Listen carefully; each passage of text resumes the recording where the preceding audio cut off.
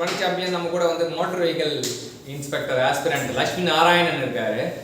So இது fluid mechanics தான் வந்து நமக்கு சொல்லித்தர வந்திருக்காரு. ஃப்ளூயிட் மெக்கானிக்ஸில் ப்ராப்பர்ட்டிஸ் ஆஃப் ஃப்ளூயிட் வந்து அவருக்கு ரொம்ப பிடிச்ச டாபிக். ஒவ்வொரு ஆஸ்பிரண்ட் கிட்டையும் கேட்கும்போது உங்களுக்கு என்ன டாபிக் பிடிக்கும் அப்படின்னா எனக்கு ப்ராப்பர்ட்டிஸ் ஆஃப் ஃப்ளூயிட் தான் ரொம்ப பிடிக்கும் அப்படின்னு சொன்னார். ஸோ இப்போ இதை ஃபஸ்ட்டு பார்க்க போகிற ப்ராப்பர்ட்டி வந்து specific weight of water. Specific weight of water வந்து 9.81 kilonewton per meter cube சொல்லிருக்காங்க. that is equal to 9.81 into 10^3 Newton per meter cube. That is equal to 9.81 to 10^-6 Newton by mm cube. எப்பவுமே unit கன்வர்ஷன்ன்றது ரொம்ப ரொம்ப முக்கியமான விஷயம். அதாவது kilo நியூட்டனுக்கு ஒரு kilo equal to எத்தனை 10^3 ஸோ மில்லிமீட்டர் போடும்போது வந்து நமக்கு என்னன்னா 10^-6 மேலே இப்போ போகும் அப்படின்றது தெரிஞ்சுக்கலாம். இப்போ 9.81 10^-6 இது யூனிட் கன்வர்ஷன் தான் ஒன்று கிடையாது. இந்த கேள்வி எதுக்காக எடுக்கப்பட்டதுன்னா நம்ம வந்து இப்போ aspirant motor vehicle inspector aspirant இருக்காருன்னா அவர் போய் சந்திக்கிறது வந்து காம்படிட்டிவ் எக்ஸாம். அந்த question motor vehicle inspector exam prepare பண்ணால் நம்ம எந்த கொஸ்டினை பார்க்கணும்? மோட்டார் வெஹிக்கல் இன்ஸ்பெக்டர் கொஸ்டின் தான் பார்க்கணும். சந்தேகமே இல்லாமல் எந்த எக்ஸாம் ப்ரிப்பேர் பண்ணுறோமோ அந்த கொஸ்டின் தான் பார்க்கணும். ஸோ அந்த கொஸ்டின் பார்க்கும்போது ஒரு உண்மை தெரிஞ்சது, யூனிட் கன்வர்ஷன் வந்து ஃபர்ஸ்ட் கேட்குறாங்க அப்படின்னு தெரிஞ்சது. ரெண்டாவது அது 2012 கேட்கப்பட்ட கேள்வி. அப்புறம் 12ல் மோட்டார் வெஹிக்கல் இன்ஸ்பெக்டர் எக்ஸாம் நடந்தது. அதுக்கப்புறம் 18 நடந்தது. 6 வருஷம் எதுவுமே நடக்கல. அப்புறம் 6 வருஷம் கழிச்சு 18 நடந்தது. 18 நடந்ததுக்கு இன்னும் தீர்ப்பு வரல. நம்ம அதுக்குள்ள 24 வந்துச்சு. 24ல கால் ஃபார் வந்திருக்கு. அதுக்கு தான் வந்து லட்சுமி நாராயணன் ப்ரிப்பேர் பண்ணிருக்காரு. அடுத்த கொஸ்டின் 18ல கேட்கப்பட்ட கேள்வி என்ன கேள்வி? டைனாமிக் விஸ்கஸோட டைமென்ஷன் கேட்டிருக்காங்க. டைமென்ஷன் எப்பவுமே டைமென்ஷன்ன்றது ஒரு இன்ஜினியரோட ஒரு கண்ணு, சரியா? அதாவது இன்ஜினியரோட ஒரு கண்ணு வந்து டைமென்ஷன், சரியா? இன்னொரு கண்ணு யூனிட்.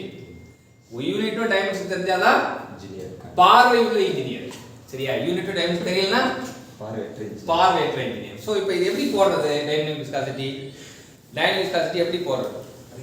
அப்போ டைனமிக் விஸ்காசிட்டி வந்து நம்ம என்ன பண்ணோம் அப்படின்னா, டைனமிக் விஸ்காசிட்டி என்ன unit? Newton second by metre square தான். ஸோ இதுல இருந்து அந்த m l power minus 1 t power minus 1 எப்படி வந்தது? நியூட்டனுக்கு பாத்தீங்கன்னா நியூட்டன் என்ன வரும்? m l t power minus 2. செகண்டுக்கு என்ன வரும்? t. மீட்டர் ஸ்கொயருக்கு என்ன வரும்? t l square. அப்புறம் அடிதடி வெட்டு குத்து. அடிதடி வெட்டுக்குள்ள இங்க அழைக்கலாம். இவனா -1. ஸோ இவனை மேல கொண்டு போனா ml minus 1 m l power minus 1 t power. இதான் டைனமிக் விஸ்காசிட்டி டைமென்ஷன். இது வந்து 2018ல கேட்கப்பட்டது. நம்ம போய் எக்ஸாம்ல சால்வ்லாம் பண்ணிட்டு தேவையில்ல. நம்ம எப்படி ஞாபகம்னா 1 -1 முதல்ல 1 அடுத்த ரெண்டும் மைனஸ் தட்டிடுறோம், சரியா? அப்போ எக்ஸாம்லாம் போயிட்டு நம்ம சால்வ் பண்ணுறது எப்படி போடணும் தெரிஞ்சுக்கணும். ஆனால் எக்ஸாம்ல யோசிக்காம சரளமா வரணும். அப்போனா அது சரளமா வந்துச்சுன்னா என்ன ஆகும்? டைம் மிச்சமாகும். நமக்கு வந்து இன்னொரு கொஸ்டின் டைம் யூஸ் பண்ணலாம். ஆனால் அதுக்காக மனப்பாடம் பண்ண தெரியாம மனப்பாடம் பண்ணக்கூடாது, தெரிஞ்சுக்கணும். கோட் வேர்டு 1 -1 அப்படின்னா உனக்கு கனவுல யார் வரணும்? Dynamic viscosity. 1 -1 கனவுல டைனமிக். அதே போல இந்த வரிசையை மாற்றக்கூடாது. m l t 1 -1 அப்போ 1 -1 கனவுல யார் வரணும்? டைனமிக் விஸ்காசிட்டி வரணும் அப்படின்றதா தெரியும். இப்போ அந்த கனவுல வரத வச்சு தான் நம்ம இது பண்ணணும். ஸோ நம்ம ஃபர்ஸ்ட் இது பண்ணணும். அதுக்கப்புறம் அதே 2018ல கைனமேட்டிக் விஸ்காசிட்டிக்கும் கேட்டிருக்காங்க. என்னடா இது? எப்பவுமே வந்து கொஸ்டின் செட் பண்ணும்போது பக்கத்துல எப்படி செட் பண்ணோம்? பக்கத்துல செட் பண்ணுவாங்க. ஸோ டைனமிக் விஸ்காசிட்டி பக்கத்துல எது இருக்கும்? டைமென்ஷன். கைனமேட்டிக் விஸ்காசிட்டி இருக்கும். ஸோ கைனமேட்டிக் விஸ்காசிட்டி செல்லமா எப்படி கூடுவோம்? நியூ. டைனமிக் விஸ்காசிட்டி எப்படி கூடுவோம்? Mu. So mu by rho தான் வந்து டைனமிக் விஸ்காசிட்டி ஃபார்முலா. ஸோ இதோட யூனிட் வந்து மீட்டர் ஸ்கொயர் பெர் செகண்ட் அப்படின்றது தெரிஞ்சுக்கலாம். Metre square per second.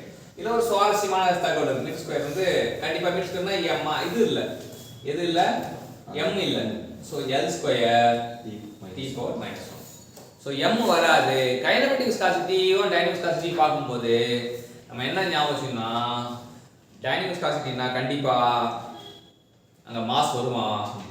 Kinematic விஸ்காசிட்டினா mass வரமாட்டான். மாஸ் இல்லாம மாஸே காட்டாம மாஸே இல்லாம வந்தானா மாஸோட வந்தானா அவன் டைனமிக் விஸ்காசிட்டி. ஸோ நம்ம வந்து மாஸோட வரமா மாஸ் இல்லாம வரமா அப்படின்னா இதுல இன்னொரு புரிதலும் நம்ம ஆழமா புரிஞ்சுக்கணும். டைனமிக் விஸ்காசிட்டில எங்க மாஸோட முக்கியத்துவம் உணரப்படுதோ அங்கே டைனமிக் விஸ்காசிட்டி யூஸ் பண்ணுவோம். எங்கே மாஸோட முக்கியத்துவம் இல்லையோ அப்போ மேக்ஸிமம் வந்து கேஸஸ்க்கு வந்து இந்த கைனமெட்டிக் விஸ்காசிட்டி வந்து ரொம்ப பிரதானமாக யூஸ் பண்ணப்படும். சரியா, கேஸஸ்க்கு வந்து பிரதானமாக யூஸ் பண்ணும். லிக்விடுக்கு வந்து டைனமிக் விஸ்காசிட்டி வந்து யூஸ் பண்ணப்படும் அப்படின்னு தெரிஞ்சுங்க ஒரு புரிதலுக்காக. அப்புறம் L²T⁻⁻1 மாஸ் இல்லாமல் இருந்தாலே வந்து ஆட்டோமேட்டிக்காக. அப்புறம் இங்கே கோட் வேர்டு வந்து என்ன சொல்லுவோம், கனவுல என்ன வரணும், 0 2 -1. இது கஷ்டம் கிடையாது, நேரடியாகவே போட்டுடலாம். இது கனவுலாம் ஞாபகம் வச்சுக்க தேவையில்ல. ஆனால் வந்து அந்த விஸ்காசிட்டிக்கு டைனமிக் விஸ்காசிட்டிக்கு 1 -1 -1 அப்படின்னு. ஸோ நம்ம கனவுல அதாவது நினைவுல மட்டும் படிக்காம கனவுலையும் படிக்கணும். அப்பதான் வந்து நமக்கு ஈஸியா வரும், ஞாபகம் வரும். லேட்டரல் திங்கிங் நினைவுல மட்டும் 2 விதமா படிக்கலாம். ஒன்று நினைச்சு படிக்கலாம், இன்னொன்று கனவுல படிக்கலாம். சரியா, இல்லை சார் கனவுல வந்து வருது சார் அப்படின்ட்டுலாம கனவுல படிக்க ஆரம்பிக்கலாம். சரியா, அடுத்து surface tension. Surface tension unit வந்து நியூட்டன்/மீட்டர். நியூட்டன்/மீட்டர். இப்போ சர்ஃபேஸ் டென்ஷன் நியூட்டன்/மீட்டர். நியூட்டனுக்கு ஆல்ரெடி தெரியும். நியூட்டனுக்கு நம்ம என்ன போடுவோம், mL/T⁻². அப்ப L கீழ வந்தா L அடிஷனல் L வந்து கேன்சல் ஆயிடும். அப்ப MT-2 MT-2 அப்படின்றத ஞாபகம் வச்சுக்கணும். இப்போ L இல்லாம வந்தா அவ சர்ஃபேஸ் டென்ஷன், M இல்லாம வந்தா கைனமெட்டிக் விஸ்காசிட்டி. அவ்வளவுதான். அப்ப L இல்லாம வந்தா M T தான் வரணும். M T வரும்போது MT போட்டுறோம். ஆனா வந்து 1 -2 அப்படின்னு வச்சுக்கணும். 1 -2 இல்ல அடிக்கடி வெட்டி குத்து போட்டு கத்துக்கிட்டாலும் ஓகே தான். ஸோ 3 பேராமீட்டருக்கு யூனிட்டுக்கு தெரிஞ்சுக்கிட்டோம், டைமென்ஷன் தெரிஞ்சுக்கிட்டோம். டைனமிக் யூனிட் என்ன, நியூட்டன். யூனிட்னா இது சொல்லணும், newton second by metre square. Kinematic unit என்ன, metre square by second. Surface tension unit என்ன, நியூட்டன்/மீட்டர். அவ்வளவுதான். 3க்கு யூனிட் தெரிஞ்சு 3 டைமென்ஷன். டைனமிக் விஸ்காசிட்டி யூனிட் என்ன, mL-1. டைனமிக் விஸ்காசிட்டி யூனிட் என்ன, L²T⁻⁻1. Kinematic விஸ்காசிட்டிக்கு MT-2. ஸோ இந்த 6 தெரிஞ்சுக்கிட்டோம். ஸோ அதான் வந்து நம்ம 6 விஷயம் கற்றுக்கிட்டோம். எப்பவுமே வந்து 6 விஷயம் கற்றுக்கும் போது கண்டிப்பாக ஒன்று ரிசர்வ் ஆகிடும். எப்பவுமே வந்து காம்படிட்டிவ் எக்ஸாமுக்கு 10 கொஸ்டின் படிச்சிங்கன்னா ஒரு கொஸ்டின் வராமல் இருந்துச்சு ஈஸியாக காம்படிட்டிவ் எக்ஸாம் ட்ராக் பண்ணிட்டு போயிடலாம். ஆனால் வந்து அந்த 10 தேர்ந்தெடுக்கணும். 10 வந்து நம்ம தேர்ந்தெடுக்கணும். 10 தேர்ந்தெடுத்து நம்ம வந்து நம்ம மண்டைக்குள்ள ஏற்றணும். 10 போடணும். சரியா, வடிவில் போடுவான் இல்லையா, ஒரு பாட்டிக்கு 10, பட்டு மாமிக்கு 10 போட்டுருவான் இல்லையா, அந்த மாதிரி நம்ம என்ன பண்ணணும், 10 கான்செப்டை தேர்ந்தெடுத்து நம்ம மண்டைக்குள்ள உள்ள இறக்கணும். ஸோ அப்படி இறக்கும் போது அது 10ல இருந்து 1 கண்டிப்பா ரிசர்வ் ஆயிடும். இப்போ 200 கேள்வி உள்ள எக்ஸாமுக்கு படிக்க போனா எத்தனை கேள்வி நம்ம தேர்ந்தெடுக்கணும்,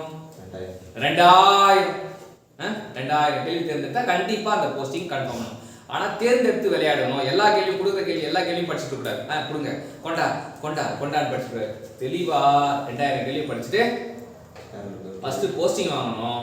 அப்புறம் நம்ம வாழ்க்கையை வாழணும். இப்போ அடுத்த கான்செப்ட் பார்ப்போம், சர்ஃபேஸ் டென்ஷன். சர்ஃபேஸ் டென்ஷன் வந்து mercury does not wet the glass due to corrosion. அதான் இதுவும் வந்து 2012 கேட்கப்பட்ட கேள்வி. சர்ஃபேஸ் டென்ஷன் வந்து சொல்லும்போது என்ன சொல்றாங்க, மெர்க்குரி வந்து டஸ் நாட் வெட் த கிளாஸ். அது காரணம் என்ன அப்படின்னா ஆப்ஷன் வந்து சர்ஃபேஸ் டென்ஷன் அப்படின்னு சொல்லியிருக்காங்க. ஆனால் வந்து ரியலாக சர்ஃபேஸ் டென்ஷனுக்குள்ளே பார்த்தோன்னா கொகஷன், மெர்க்குரி வந்து கொகசிவ் வந்து அதிகமாக இருக்கும். மெர்க்குரிக்கு வந்து கொகசிவ் வந்து ப்ரிடாமினெண்ட்டாக இருக்கும் அதர்சனை விட.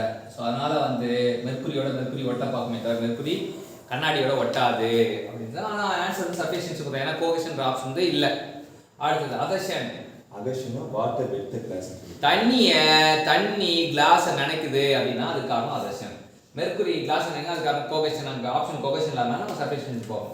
அடுத்து சர்ஃபேஸ் டென்ஷன் வந்து எங்க பார்க்கலாம் அப்படின்னா soap பபிளும் falling drop of water acute spherical shape. ஆமா, இப்ப இந்த ஜும் சக்கு ஜோதிகா டான்ஸ் ஆடுவாங்க. என்ன பாட்டு, ஆமா சாரல் அடிக்குது அப்படின்னா இப்ப மழை பார்த்தனா ஜோதிகா ஆடும்போது மழை எப்படி வரும், ஸ்பெரிக்கலா வரும். அவன் கேமராமேன் அப்படியே காட்டுவான்.